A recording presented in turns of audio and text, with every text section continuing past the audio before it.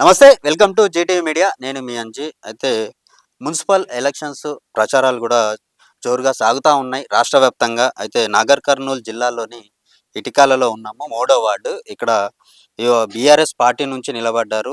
గతంలో ఎట్లుండే, ప్రస్తుతం ఎట్లా ఉంది? ఇలాంటి చాలా విషయాలు మాట్లాడి తెలుసుకునే ప్రయత్నం చేద్దాం. నమస్తే అమ్మ. నమస్తే. మీడియా ఆహ్, మిత్రులందరికీ నమస్కారాలు. నేను గుంపల్లి కవిత.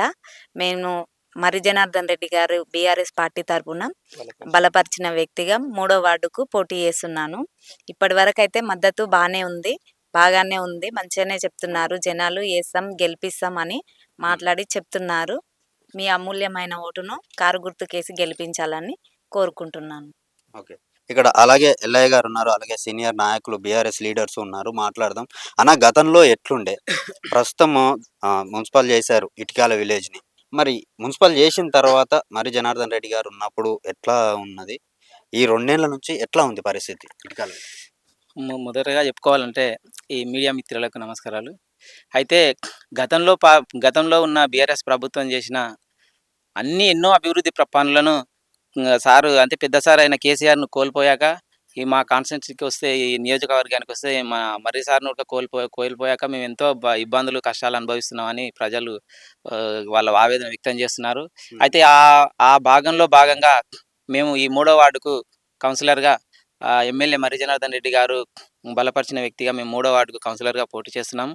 అయితే గత ప్రభుత్వంతో చూస్తే ఎక్కడైనా సరే అంటే ఇప్పుడు ప్రస్తుత గవర్నమెంట్ ఈ కాంగ్రెస్ ప్రభుత్వము నువ్వెక్కడ చూసినా సరే, ఏ మీటింగ్‌లో చూసినా సరే ముఖ్యమంత్రిగా పాలనలో కొనసాగుతున్న రేవంత్ రెడ్డి గారు ఎక్కడైనా సరే, ఏ మీటింగ్‌లో అయినా సరే, ఏ సభలో అయినా సరే కేసీఆర్ గారి పేరు లేకుండా ప్రస్తావించిన మీటింగే లేదు.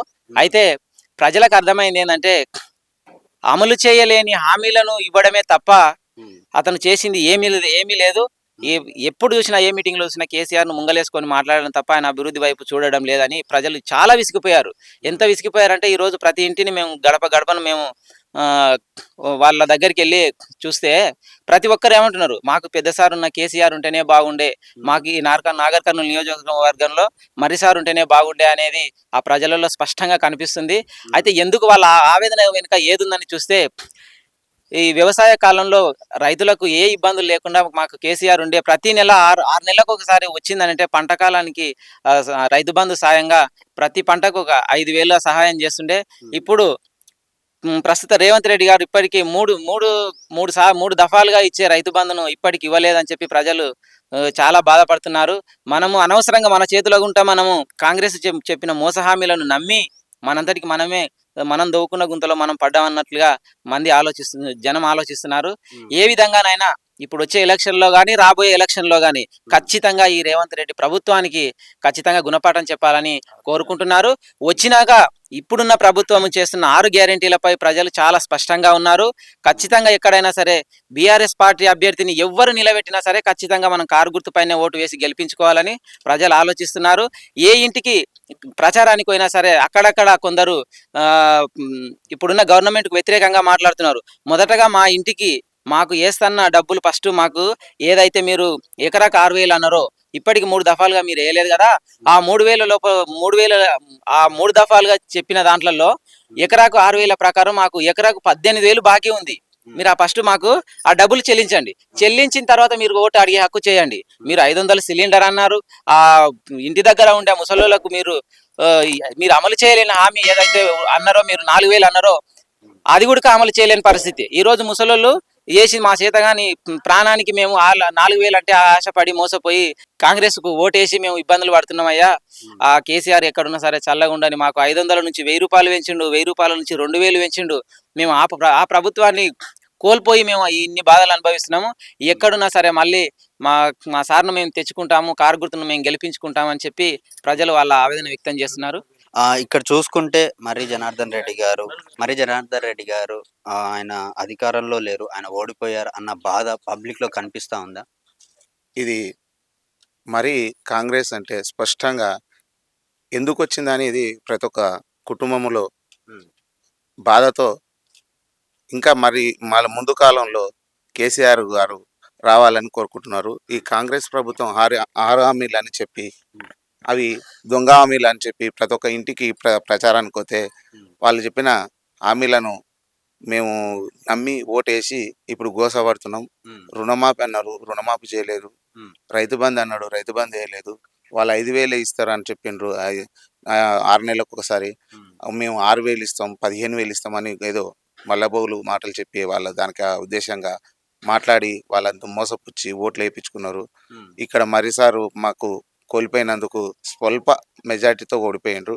అది వాళ్ళు చెప్పిన హామీలకు వాళ్ళు చెప్పిన 420 అంటే 420 హామీలు చెప్పినందుకు వాళ్ళు మోసపూరితంగా చెప్పి మోసం చేసి మనుషులను అందరిని మేము ఓట్లు వేయించుకున్నాం. ఈరోజు ప్రచారానికి వెళ్తే మేము బీఆర్ఎస్ తరపుకెళ్ళి మా క్యాండిడేట్ కవిత గారిని మన మరి జనార్దన్ రెడ్డి గారు బలపరిచి ఇక్కడ ఉన్న అందరినీ మెప్పు కోరి వీళ్ళ ప్రజల్లోనూ ఉన్న, ఎందుకంటే ఇక్కడ స్థానికంగా వాళ్ళు ఇంటి ఊరు ఆడపిల్ల ప్లస్ ఆయన కోడలు 2 విధాలుగా మనకు మంచిగా ఉంటుందని చెప్పి సారు ఇక్కడ ఉన్న అందరినీ ఎంక్వైరీ చేసి ఆ విధంగా చేసి ఈ అందరి మనసును గెలుచుకొని ఒక క్యాండిడేట్ అనేది ఏకీభవించి అందరినీ చేసిండు.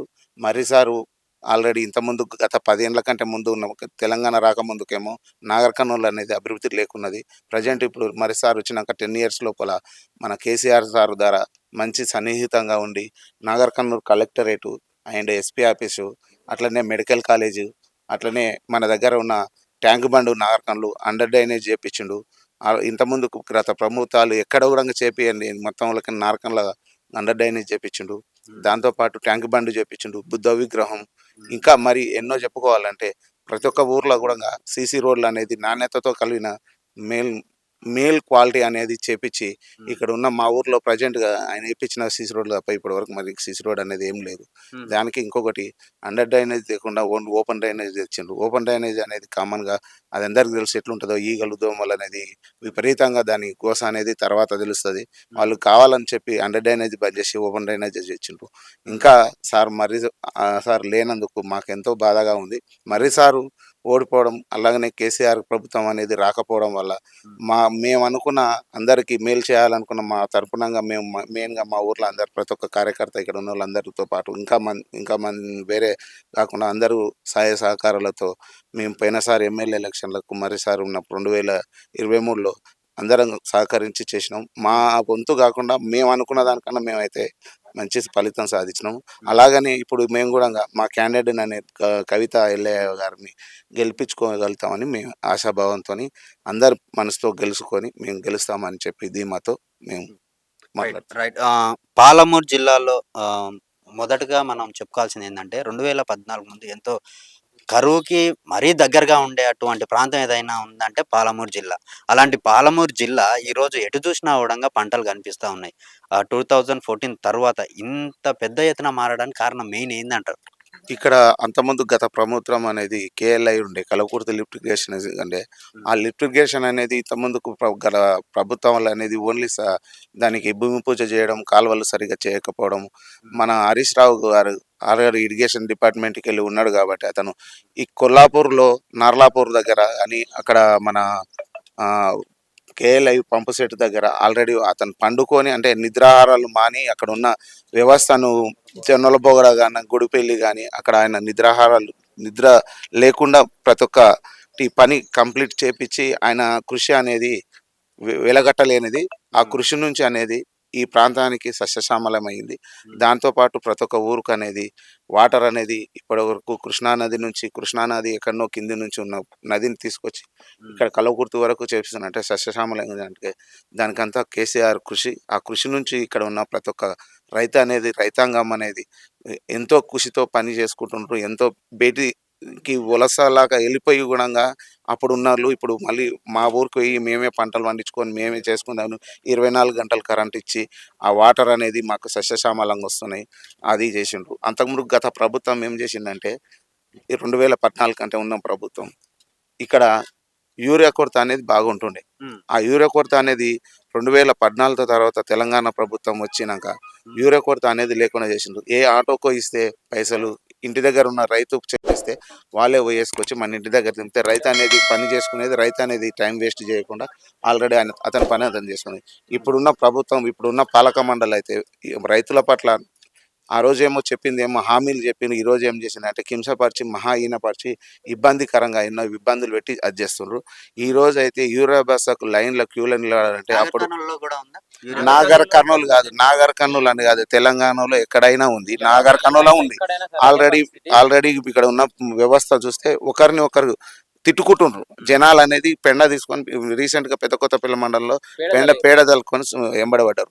ఈడ ఒక బస్తా యూరియాకు దొరకక కొల్లాపూర్ పోయి తెచ్చుకున్నారు. ఒక బస్తా వచ్చేసి 290 రూపాయలు 300 రూపాయలు ఉండేది. ఆ బస్తా 13 బస్తాలు బుకింగ్ అయినాయి. 13 బస్తాలు పోయి తెచ్చుకోవడానికి ఒక రైతుకు 220 రూపాయలు అయింది ఒక బస్తాకు ఖరీదు. అంటే అక్కడ నుంచి ఇక్కడ తెచ్చుకోనికి ఎక్స్ట్రా ఖర్చు, ట్రాన్స్పోర్ట్ ఖర్చు 13 సంచులకు. ఆటో కిరాయి 1200, ఆటో దానికి తీసుకొని రావడానికి ఛార్జ్ తీసుకొని వస్తే మొత్తం ఒక బస్తాకు వచ్చేసి 230 రూపాయలు ఎక్స్ట్రా ఛార్జ్ అయింది. అంటే వ్యవస్థ అనేది ఇక్కడ ఉంది అనేది చూడండి. 300 రూపాయలు మళ్ళీ 250 రూపాయలు ఎక్కువ పెట్టి తీసుకొని రావడానికి డబల్ అయినది. అంటే ఒక బస్తా మీద డబల్ రేట్ అవుతుంది. ఇక్కడ ఏముంది, ఇప్పటి వరకు వచ్చిన గవర్నమెంట్ ఏం చేయలేదు, ఇంకా ఏం చేయదు కూడా. ఇది హామీలన్నీ నమ్మి ఎక్కడ మోసపోయిన వాళ్ళు ఆ మోసం అనేది ఇప్పుడు మళ్ళీ కేసీఆర్ సార్ని తలుచుకుంటుండ్రు. కారు గుర్తు మీద ఓటేస్తామని చెప్పి వాళ్ళు ప్రజలు వాళ్ళంతా వాళ్ళే ఎవరింటికి పోయినా మాకు మీరు కంపల్సరీ మీరే రావాలి, ఇంతకుముందు గత ప్రభుత్వం మంచిగా ఉన్నది, ఈ ప్రభుత్వం బాగాలేదని చెప్తా ఉన్నారు. రైతులు అయితే చాలా ఇబ్బంది పడుతున్నారు సార్. దానిలో భాగంగా ఇప్పుడున్న ప్రజెంట్ ఉన్న గవర్నమెంట్ ఏదో షాపులో లేని యూరియా యాప్లో దొరుకుతుందని పెట్టి ఆ చదువుకోలేని వాళ్ళని ఇబ్బందులు పెట్టకపోతే అసలు వాళ్ళు ఇచ్చిన హామీలు ఏంది, నెరవేర్చేది ఏందో అసలు అర్థమవుతలేదు. ఏందో యాప్లో పెట్టాలంట. యాప్లో పెట్టాలంటే ఏంది, మాక్సిమం ఇప్పుడు స్మార్ట్ మోటార్లు అయితే చదువుకున్న వాళ్ళు బుక్ చేసుకుంటారు. ఆ చిలకల పోటీ పొలాల పోటీ పని చేసుకున్న రైతులకు ఆ యాప్ల గురించి ఏం తెలుసు? ఈ ప్రభుత్వం ఏం చేస్తుందో అసలు తలతోకలేని విధంగా ప్రవర్తిస్తుంది. ఆ ఎండనక వాననక కష్టపడే ఆ రైతులకు యాప్ లో బుక్ చేయాలంటే యాప్ ఓపెన్ కాదు, ఎక్కడ చూసినా జీరో, ఏ షాప్ లో చూసినా జీరో. మరి మధ్యవర్తితులు దాన్ని ఎత్తుకపోతుర్రా, ఏం చేస్తుర్రా, ఎక్కడ అర్థం కాని పరిస్థితి. ఈ రోజు రైతుల గోస చెప్పుకోనికే రాదు. ఏం చేస్తున్నారా అని చెప్పి చూస్తే ఎవరి దగ్గరికి ఫోన్ తీసుకొని పోవాలనో తెలుసలేదు. ఆ రైతులకు ఆ యాప్లు ఎందుకు, అవన్నీ ఎందుకు? నీకు అమలు చేయలేని ప్రభుత్వాన్ని నువ్వు ఎందుకు నడిపిస్తున్నావు? నీకు చేత కాకపోతే దిగిపో. కానీ అంతేగాని ఈ రైతుల మీద, విద్యా వ్యవస్థ మీద ఎక్కడ చూసినా సరే సార్, సమాజంలో ఏ డిపార్ట్మెంట్ చూసినా కానీ మొత్తం వ్యవస్థను మొత్తం భ్రష్టు పట్టిపోయింది. ఖచ్చితంగా ఇప్పుడున్న ప్రభుత్వానికి బుద్ధి చెప్పాలనే ఉద్దేశంతో ప్రజలందరూ నిర్ణయించుకున్నారు. నేను చదువుకున్న వ్యక్తిగా నేను మాట్లాడటం లేదు, ఒక సామాన్య రైతు ఆవేదన విన్నా కాబట్టి నేను ఆ విధంగా మాట్లాడుతున్నా. ప్రజెంట్ మీరు రైతుల దగ్గరికి వెళ్ళి ప్రశ్నిస్తే ప్రతి ఒక్కరు ఇదే మాట్లాడుతున్నారు. అయా ఏందో యాప్లోనంట, యాప్లో యూరియా దొరుకుతుందంట, ఏడ పోయి తెచ్చుకోవాలి అంటున్నారు. అంటే ఆ రైతులకు కనీస తెలివిలేని వాళ్ళని కూడా అట్లా ఉపయోగిస్తున్నారు. వాళ్ళకి తెలియక చాలా ఇబ్బందులు పడుతున్నారు.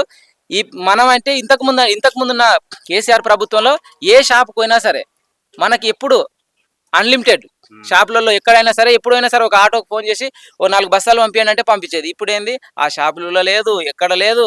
రైతులు పడరాని తిప్పలు పడుతున్నారు. అందుకే కంపల్సరీ ఇప్పుడు వచ్చే ఎలక్షన్లలో కానీ ఇంకా ముందు జరిగే ఎలక్షన్లలో కానీ గట్టి దెబ్బ రేవంత్ రెడ్డి ప్రభుత్వానికి గట్టి దెబ్బ ఇవ్వబోతున్నారు. అది మీరు చూస్తారు, అందరూ చూస్తారు. ఖచ్చితంగా అది రాబోయే రోజుల్లో జరగబోతుందని కోరుకుంటున్నాను.